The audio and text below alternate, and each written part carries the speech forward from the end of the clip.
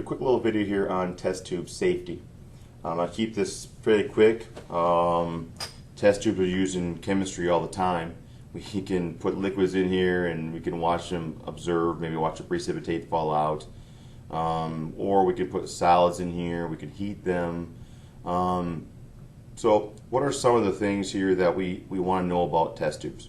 First of all, how do we hold on to a test tube? This is called, I would say, it's like a test tube clamp. Just grabbing on to a test tube towards the end. We could heat it in this thing, we could just hold on to it while the experiment takes place.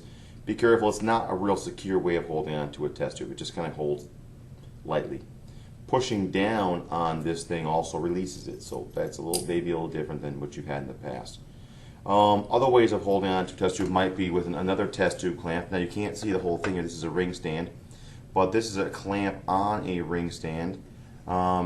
And for this particular situation, you just simply clamp onto it, and you can, based on the screws available here, you can rotate and do different things with it.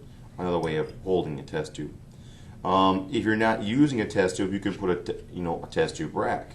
A couple things you might want here is to know is one, the test tube can in fact set in like this. It can fall through. Okay, so be aware of that. When you're done rinsing out, you can put it upside down and hold it right here onto the resting stand. Other than that, I would maybe be aware of putting a hot test tube in here. I've seen the kids melt these things, so be aware of that. The main safety concern for a test tube would be if you are in fact, heating might be the most common way of having this happen, but when you heat it, something could bubble up or literally shoot out the end of the test tube. It's in the form of like a gun or a barrel. So you would want to make sure you're pulling it into an area that is uninhabited or not someone standing directly. Okay, would want to refrain from looking down this thing. Okay.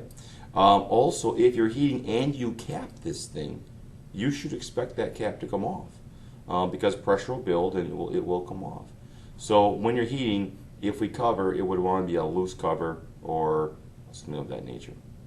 Okay, so test tubes, pretty straightforward. Thanks.